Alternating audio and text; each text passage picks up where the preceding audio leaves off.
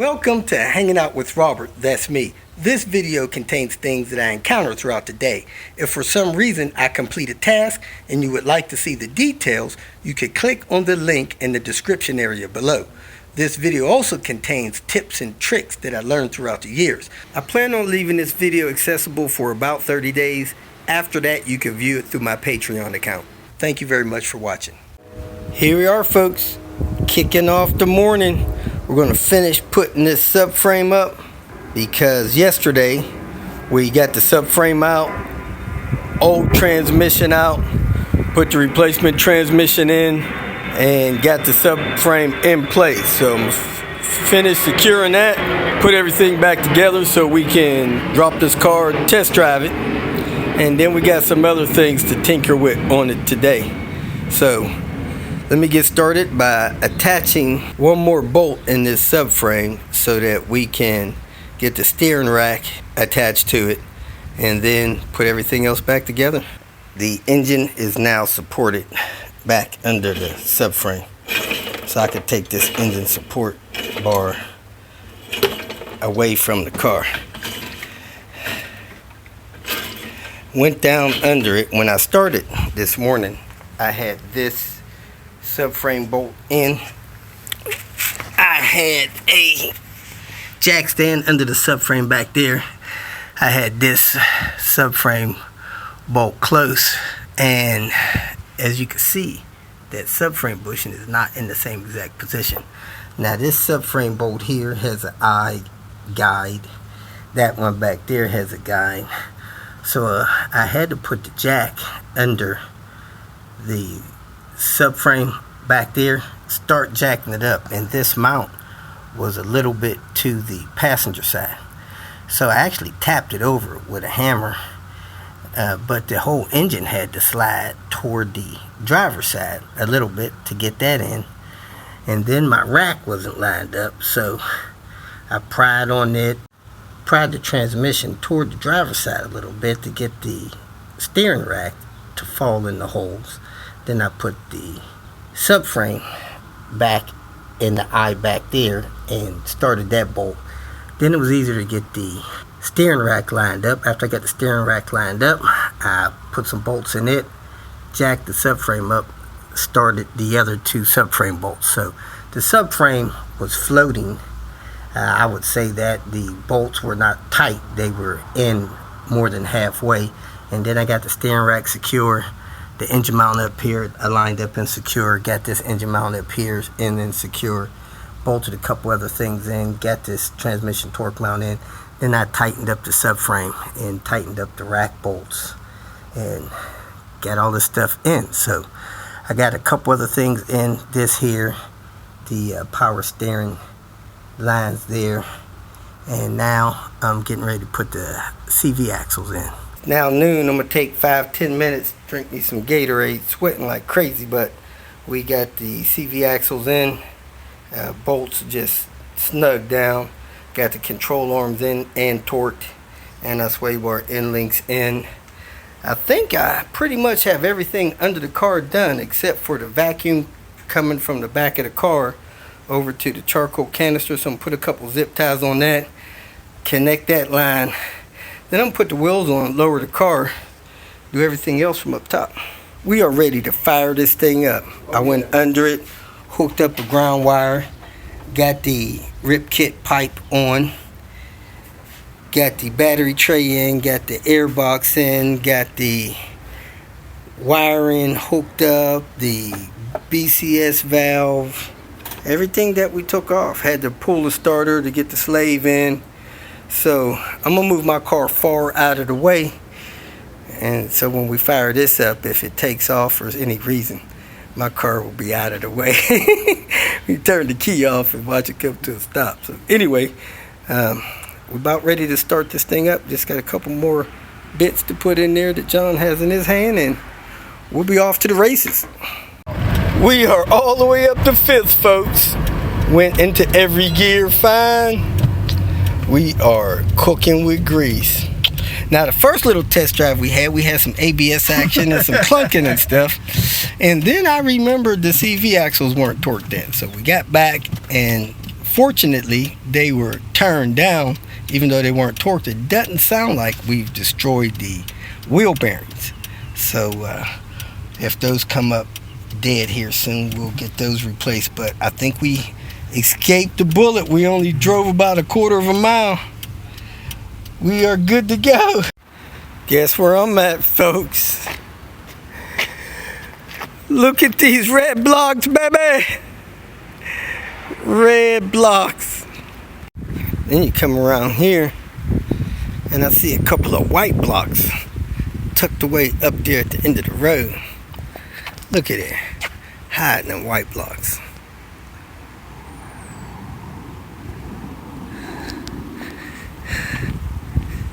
And you come around here, you got the red blocks and the white blocks. Woohoo! And some flat out Audi. I think that might be Dima's car. Look at there. 240, 850, and a 960. Woohoo! Now, I'm experiencing horrible brake squeal with Panther. I think it's the rear brakes. That's what they do. Every 30, 40,000 miles. Have to take the pads out, re-lubricate that stuff, make sure the shims are in there right, put it back together. So, that's what I'm about to do. One at a time. The squealing was getting annoying. That's because these pads had squeal indicators. Pads are gone. The inside must be sticking because the outside pad is good and the inside is gone. So Alex said he has the ability to rebuild a caliper. Let's just open it up. You need me to... the pistons and put new seals and stuff. So one of the sides wasn't... Let me see the other one. Oh my God, you got the taxes out of these things. So you're going to take out the drain pin? I'm going to separate... What is that? You going to separate two halves of what? The caliper comes in half? Mm-hmm. Oh, wow. Yeah, comes in half. I'm going to separate it. We're going to retrieve the pistons. Oh, it's got 4 bolts that... 4 bolts to hold it together. Okay. Separate the two, pull the pistons out, replace the seals on the inside, put it back together, put the seals between the halves, all new. All right, we're going to see it. Love the way it rides. All right, let's do it.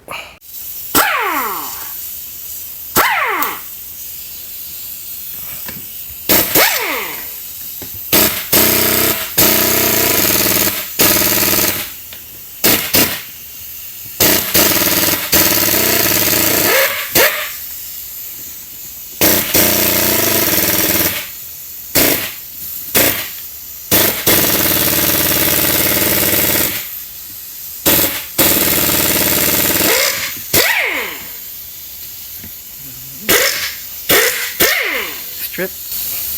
Nope, it's coming out.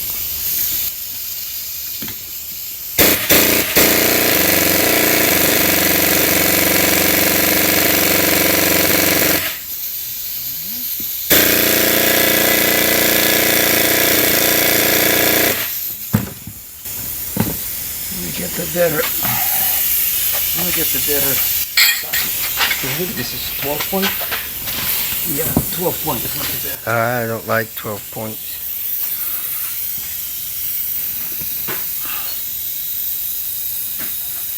Wow, these are tight. Still tight, even that far out. See, the outer side was painted black for Panther. This piston here, all of those rubber seals are just deteriorated. A lot of miles, a lot of age. I don't know if this is the original caliper, but it probably is.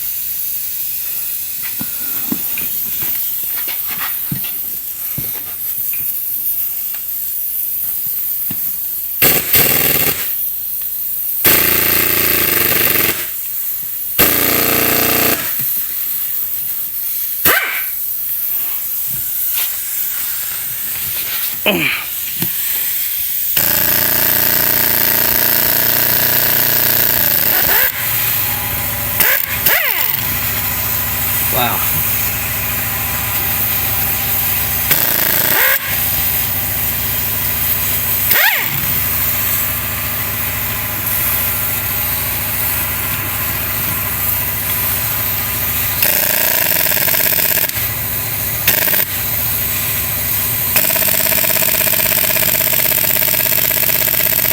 Doesn't want to go, huh?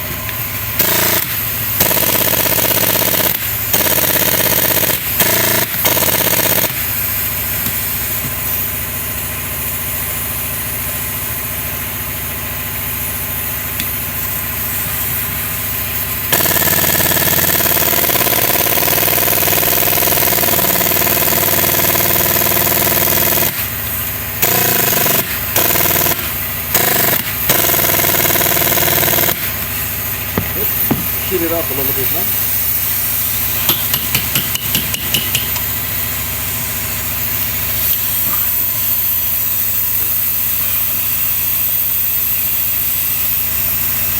Heat it up a little bit here.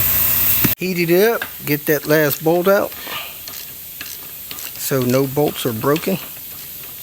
You force those bolts out, you can break a bolt, and then you'll be buying a replacement caliper. And paying for the core. And paying for the core? Yeah, because they didn't say the caliper was a broken hole pin, there's a core. Wow. Lovely, huh? Yep. So, try not to destroy it, huh? just careful, you know. And then the caliper comes apart. 2 pieces. Shows you bit of 1 and 2. It's still smoking, it means it's still hot. Well, it does. Still hot. Still, we're doing while we're hot. Let me get the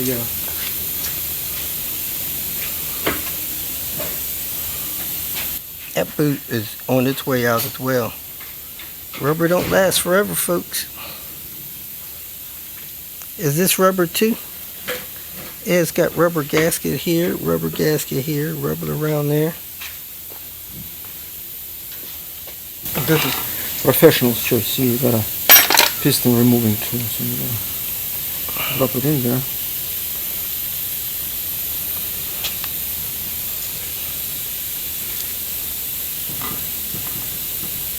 Coming, the tool's coming out, the piston's not.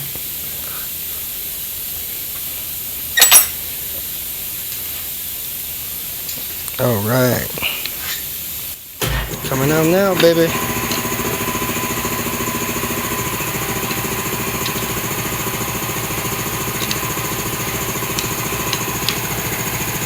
That's the outer seal.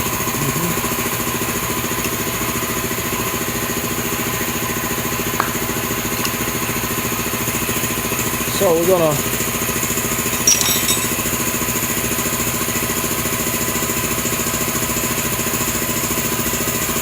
Is there an inner seal or no? the seal's on the inside. Okay, down in there. See that right there? Okay, I see it. It's the rubber. All right. The rubber. It's time to replace those things anyway. Yeah, 500,000 miles. It's square cut. Yeah. So that when the piston pushes up, it tilts the seal out a little bit. That's what helps it to get the piston back in. Oh, they suck back in. Just a twist of the seal, just a tiny minute piece, it goes right back in. I'm going to wash it because the brake fluid is water soluble. Just in the container, wash it with water. We're going to get rid of this little rust deposit and I'm going to put new seals in there. Alright. I'm just going to do the other side. And they're the same size, so it don't matter which one's where. Right. So, yeah, this is done. So, okay. If you're careful, you can... Yeah, I've seen them crack. I've cracked those before. You know, sometimes it works that way. Most of the times it doesn't. So Okay. it helps to have a tool. Well, you know, if you do it professionally, at least as a serious hobby, you can get the tool. How much is the rebuild kit? I remember, not expensive. $12 maybe. 12 bucks. Couple seals is what comes in the kit. That's the kit there. 4 seals. You know, 2 seals outer, 2 seals inner, lock rings, intermediate, the gaskets that go between the 2 sides. Okay. Between the cavities, and then the little cap that goes on top of the bleeder. It's just basically everything you need. Okay.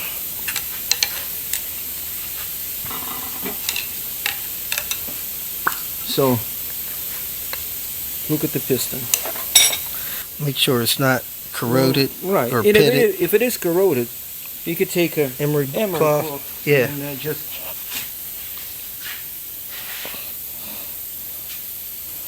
basically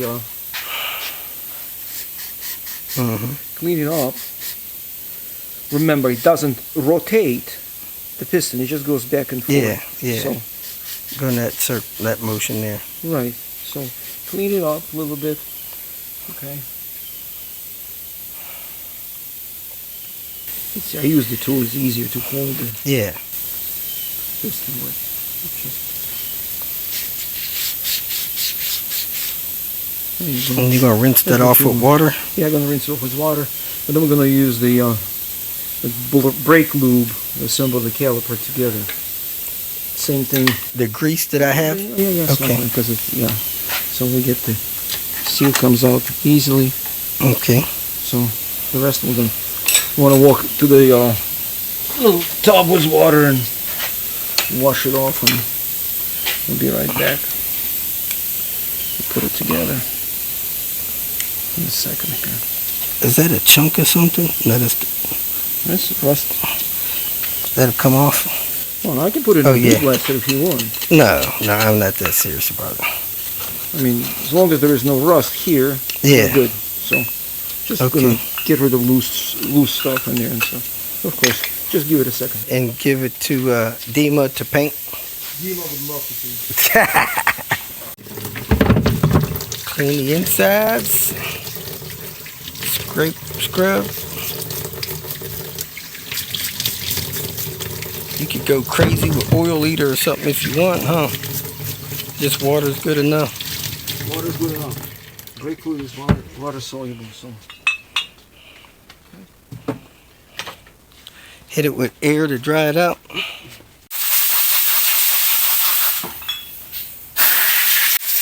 Brake lubricant. Glide.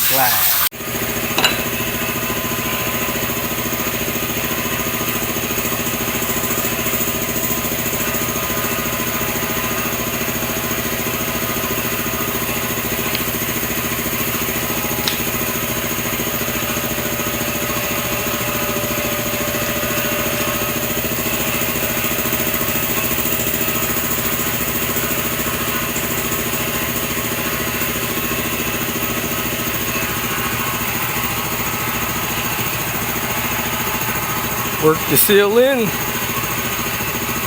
seal is inside. So now, with the piston, a little bit of lube. As you push the piston inside,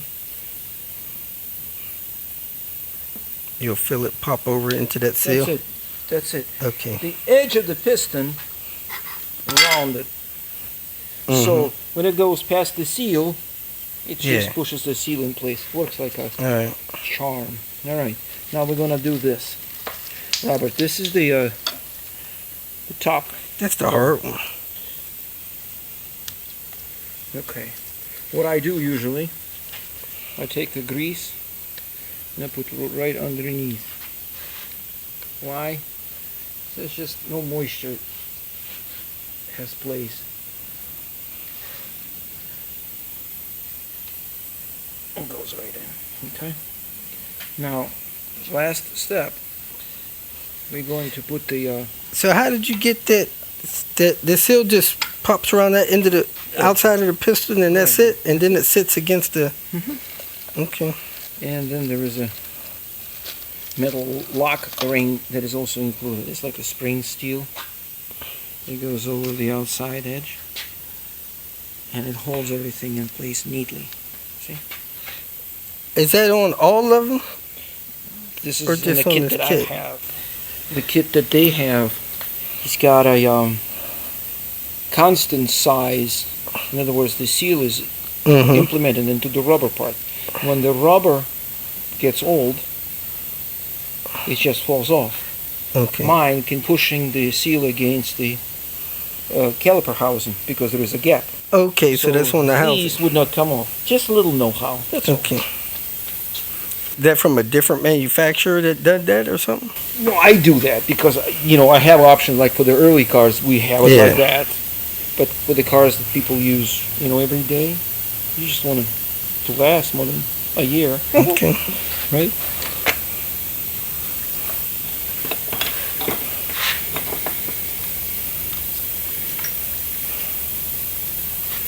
Go on the inside.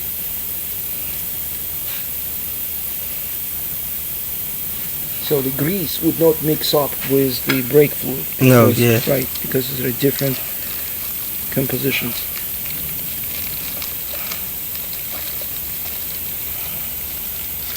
There it is. There's a square seal.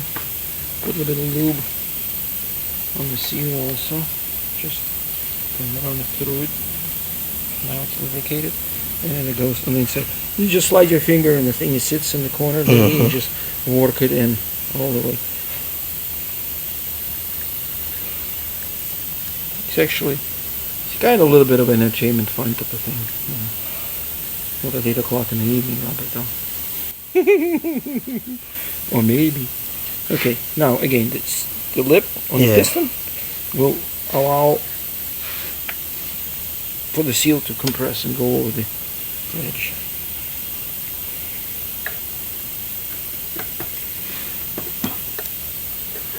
Okay, there you go. And now we're putting in. Oh, so that ring you put is holding it around the outside of the caliper. I don't put any lubricant, so I want a dry surface against the seal piston. Then it goes into the groove. Okay. Locks in place, and now I go with my lubricant. All right. Oh, that way. That way it just sits where it's supposed to be. You know what I mean?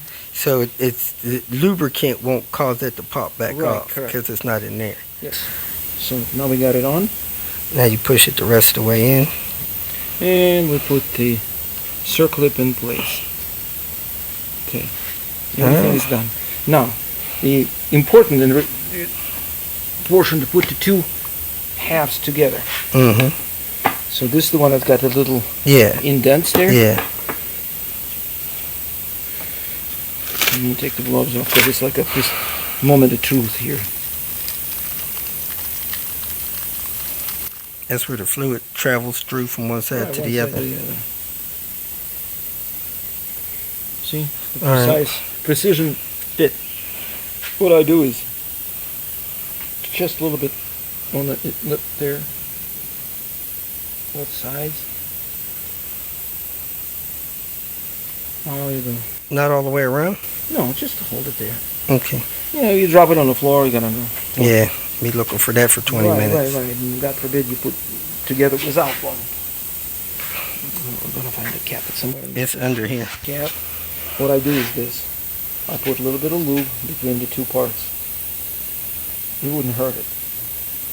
It will squeeze it out, but it wouldn't let any rust to form between the two. Yeah. Alright, so remember it went that way. And I hold it together. Anti-seize on the bolts. I have my, so we don't have to fight with them like we did. Mm-hmm.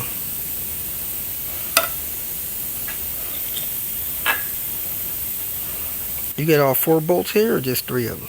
I think they're 1, 2, 3, and number 4 somewhere here. Let me go look up there, see if it's up there. Lubricant on the bolts here. Mm-hmm. Alright, you put them in, position them, start them by hand.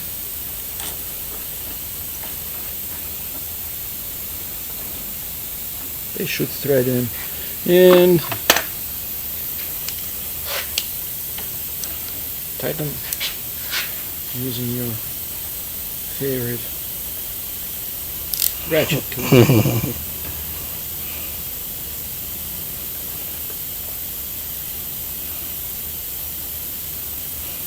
Okay. Now you're going to see that lubricant that I put between the two halves is coming out of the sides. Okay. That's perfect. So there is no rust will form. Because usually you take something apart, next thing you know, it's all going back together. 6 months down the road.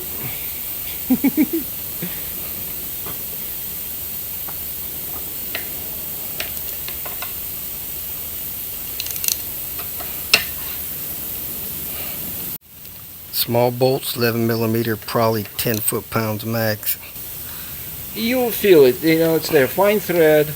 The reason I put the goop between the two, when it's just comes out, I mean, you're fine. You don't have to go. Yeah, yeah.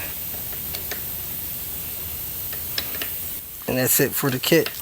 That's it for the kit, folks. It didn't have a cap for that bleeder screw. Dropped it somewhere. I got the other one over there.